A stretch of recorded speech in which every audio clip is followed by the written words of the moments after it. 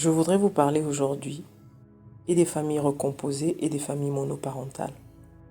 Vous savez combien ce sont des relations très souvent qui sont conflictuelles parce qu'on a tendance à faire payer à celui qui arrive, c'est-à-dire le nouveau beau-père, la nouvelle belle-mère, les nouveaux frères et sœurs. Je voudrais voir vraiment ce cas de figure-là parce que ça fait beaucoup de mal quand même autour de nous. C'est parti. Je suis Genesis, bienvenue dans mon monde où je t'invite à te connaître profondément, à recoller les morceaux avec la part divine qui est en toi. Je suis ici et maintenant pour t'aider à reprendre le contrôle de l'être infini que tu es afin que tu vives une vie libre, riche et épanouie. Alors, c'est quoi une famille monoparentale? C'est une famille monoparentale, pour ceux qui ne savent pas, c'est simplement une famille où il n'y a qu'un parent. C'est-à-dire, il va avoir des enfants, il va avoir un parent, c'est-à-dire des enfants qui sont élevés soit par la mère, soit par le père. Les familles recomposées, c'est les familles où, je prends l'exemple par exemple d'une femme qui a connu un divorce, qui va se remettre avec quelqu'un qui a ou des enfants ou pas d'enfants. Ça va être une famille recomposée. Donc c'est quand quelqu'un d'autre vient s'ajouter en fait à notre famille. Pourquoi je vous parle de ça? J'ai rencontré en fait un monsieur. Ce monsieur en fait, il s'entend pas avec sa belle-fille. D'accord? Il s'entend pas avec sa belle-fille et il voulait comprendre. En fait, il a beaucoup de bonne volonté. Il veut vraiment que les choses aillent bien, il veut vraiment que leur relation soit bien, mais il a l'impression que sa femme n'aide pas la relation. Vous voyez? Et donc il m'a expliqué dernièrement, la fille a claqué la porte, donc sa belle-fille a claqué la porte, elle a décidé d'aller vivre avec son père. Son père, c'est le profil irresponsable. Donc quand la fille appelle le père, au lieu de dire qu'il ne peut pas la recevoir, il a appelé la mère pour l'incendier au téléphone. Oui, tu vois, tu es une femme indigne, même ta fille ne te supporte plus, mais il est hors de question qu'elle vienne chez moi, tu te débrouilles. Mais à la fille, il n'a pas pu lui dire que je ne peux pas te recevoir. Parce qu'en fait, c'est le genre de père, en fait, il est complètement absent en fait. Donc la fille, finalement, elle s'est retrouvée chez sa tante. Elle n'est plus allée chez le père, elle est allée chez sa tante. Et donc ça fait un bazar pas possible. Et le monsieur, il était malheureux parce qu'il a l'impression qu'il est en train de perdre son couple, quoi. Parce que sa femme, il a l'impression que madame est partisane, en fait. Que madame est partisane, que madame ne lui donne pas sa place et toutes ces choses-là. Alors, moi, je vois les choses comme suit. L'enfant est une conséquence. L'enfant est un résultat. L'enfant n'est pas une cause, l'enfant est un effet. C'est deux personnes qui se sont mises ensemble, qui ont décidé, parce qu'ils s'aimaient, parce qu'ils s'aiment, d'avoir un enfant, et ils ont eu cet enfant. Donc l'enfant ne peut pas être le fondement. Vous voyez ça comme suit. On parle tout le temps ici du créateur et de la création. Nous sommes la création. Le créateur, c'est la source d'où on est parti. Mais la création ne peut pas être plus grande que le créateur. C'est impossible. La création ne peut pas être au-dessus de son créateur. C'est impossible. Alors moi, je voudrais parler aux femmes ici, mais aussi aux hommes. Quand tu as dit oui à un homme, quand tu as dit oui à une femme, c'est vous deux la tête de la famille. c'est pas l'enfant, c'est pas les enfants. Peu importe le contexte. Parce que je vois les hypersensibles commencer à dire « Oui, mais elle a perdu sa mère, elle avait ceci, elle n'a que moi, elle me voit comme son héros. » Toutes ces choses-là, on sait ce que ça cache. Ça cache des blessures. Quand tu as dit oui à un homme, tu as dit oui à une femme, c'est vous le socle de la maison. C'est vous le foyer. C'est pas pour rien qu'on appelle un mariage un foyer. C'est vous la base. Donc, il est hors de question que ce soit les enfants qui fassent les règles. Je dis bien, peu importe le contexte. Chacun doit avoir sa place. Le père, la mère, les enfants. Et vous, les parents, c'est vous deux, dans la cohésion totale, qui devez vous arranger à toujours parler d'un même mot, à toujours marcher d'un même pied. Sinon, vous êtes en train d'envoyer des signaux aux enfants et les enfants vont s'en servir pour vous manipuler, pour vous détruire. Les enfants, c'est très espiègle.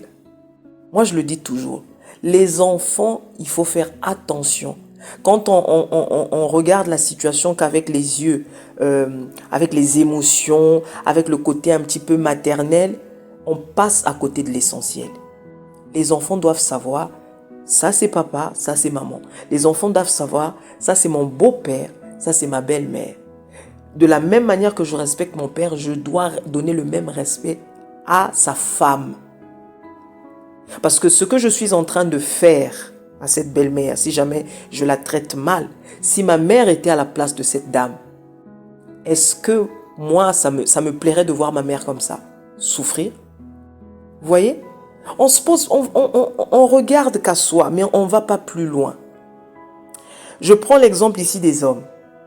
Tu as une enfant, tu es attaché à ton enfant, que ce soit un garçon, que ce soit une fille.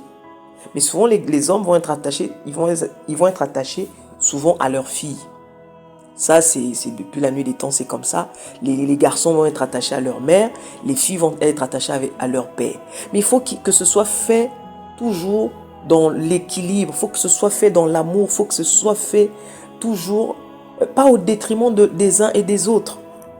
Donc toi, papa, tu aimes ta fille, il n'y a pas de souci. Je parle ici, par exemple, dans le cadre d'une famille recomposée. Tu aimes ta fille, c'est très bien. Mais sache que tu as une épouse, sache que tu as une femme. Et cette femme, cette fille, ne peut pas être au-dessus de ta femme. C'est pas possible. Sinon, tu te mets dans une, dans une relation libre que tu vas pas définir. Et puis voilà. Mais ça sert à rien d'aller rentrer dans le mariage. Ça sert à rien de te mettre dans une relation sérieuse si tu n'es pas capable d'entendre ce que je suis en train de dire. Le mariage, c'est pas pour les bébés. Le mariage, c'est pour des personnes matures. Et quand on a décidé d'aller jusqu'au mariage, c'est qu'on veut construire quelque chose, on veut bâtir quelque chose. Mais on ne bâtit pas avec toutes ces failles-là. Laissez les enfants faire ce qu'ils veulent, laissez les enfants décider pour vous, laissez les enfants flanquer ce qu'ils veulent aux parents arrivants. Non, c'est juste hors de question. L'enfant, peu importe son âge, tu dois pouvoir lui expliquer à ton fils ou à ta fille, voilà, dorénavant tu as une belle-mère, dorénavant tu as un beau-père, papa, il reste ton papa, on n'y touche pas, mais lui c'est mon mari. Donc, de la même manière que tu me respectes, c'est comme ça que tu respectes mon mari, c'est comme ça que tu respectes ma femme. Si tu perds ce truc-là, tu connaîtras l'enfer dans ce mariage. Si ta fille est très attachée à toi, ses peurs vont prendre le dessus. Pourquoi? Parce que dans sa tête, ce parent arrivant vient prendre la place de sa mère ou de son père qui est parti. Donc, il va lui faire la misère. Et ce sont des choses qu'on vit tous. On vit ces choses-là.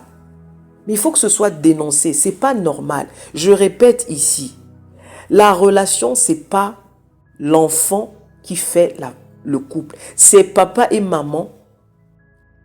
La base, vous donnez naissance aux enfants. C'est papa et maman qui construisent. Les enfants ne font que profiter. Les enfants ne construisent pas la famille. Les enfants ne font que profiter de vous, de vos efforts, de vous, de votre sagesse, de vous, de votre amour. Donc je veux ici interpeller une mère célibataire qui est en train d'élever seule ses enfants. Je vais parler surtout aux femmes célibataires ici qui ont tendance à vilipender le parent qui est parti. Ne faites plus ça. Parle, dis toujours le bien de celui qui est parti. Même si toi, tu as mal vécu ta relation avec cette personne. Mais conçois que cette personne qui est partie peut être un parent idéal, un parent formidable pour ton enfant. Ne parle pas du mal du père de l'enfant devant son enfant. Ne parle pas du mal de la mère. Tu es en train de la vilipender du matin au soir, en train de la dénigrer. Tu es en train d'abîmer émotionnellement ton enfant. Tu ne te rends pas compte. Tu crois régler des comptes à ton ex, mais tu es en train d'abîmer l'âme de ton enfant. Parce que ton enfant est en train de prendre ça. Ça va rentrer en elle, ça va s'imprégner en elle. Prends conscience de ça. Tu n'as pas à régler des comptes en utilisant ton enfant comme cobaye. Tu es en train de la détruire et tu es en train de te détruire toi-même par la même occasion. Donc les parents célibataires qui ont tendance, oui ton père a fait ci, oui ton père c'est un moins que rien, oui ta mère c'est une bonne à rien. Arrêtez ça. Vous êtes en train de vous détruire, vous êtes en train de détruire vos enfants. Mais au contraire, même si lui n'a pas été à la hauteur selon vous, imaginez-le bon avec son enfant. Imaginez-le prendre ses responsabilités avec son enfant. Imaginez-le faire du bien à son enfant. Être présent pour son enfant. Même si avec vous, ça n'a pas marché. Vous allez voir que vous allez avoir des relations équilibrées. Vous allez avoir de très bonnes relations. On peut être ex, mais avoir de très bons rapports avec son ex. Mais de très bons rapports. Au point que vous êtes même mieux que quand vous étiez ensemble. C'est possible. C'est possible. Donc, vraiment, je tenais à tirer encore la sonnette d'alarme ici. Les enfants ne font pas le foyer. Les enfants ne construisent pas la famille. C'est les parents, le père, la maman. C'est eux qui bâtissent et les enfants en profitent. Et les enfants ne bâtissent pas. Les enfants ne sont pas les donneurs d'ordre. Les enfants ne sont pas ceux qui décident. C'est les parents. D'une seule et même voix, vous décidez. Vous êtes un. Ce que tu penses, l'autre doit pouvoir le dire à l'enfant. Et l'enfant doit pouvoir comprendre qu'il ne peut pas s'immiscer entre vous pour essayer de manipuler l'un et l'autre. Qu'il ne peut pas s'immiscer entre vous pour essayer de faire, de laisser apparaître l'autre comme un monstre et toutes ces choses-là parce qu'il veut se venger. Ça, ce sont des choses qu'il ne faut pas louper dès le départ. Parce que quand vous loupez ça, c'est terminé. Mais ça, c'est surtout les parents. C'est-à-dire une femme qui est divorcée, qui va avoir un nouveau mari.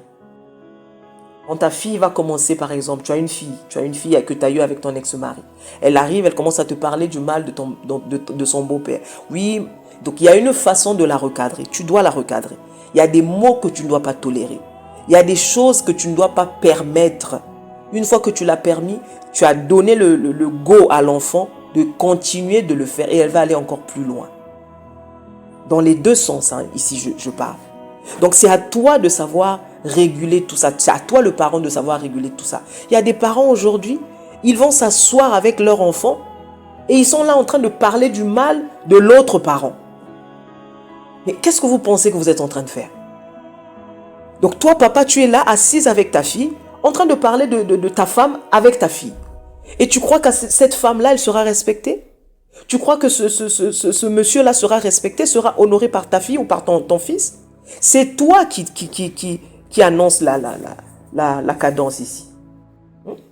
C'est toi qui dois mettre les règles sur la table. Et les enfants suivent. C'est pas l'inverse. J'espère que ça va édifier quelqu'un, ça va aider quelqu'un. Il y a trop de problèmes dans le cas de figure familial. Il y en a énormément. Je vous assure, demandez vraiment la sagesse à Dieu pour vous aider vraiment à faire du mieux que vous pouvez, quoi. Parce que c'est pas évident. Prenez soin de vous. Genesis.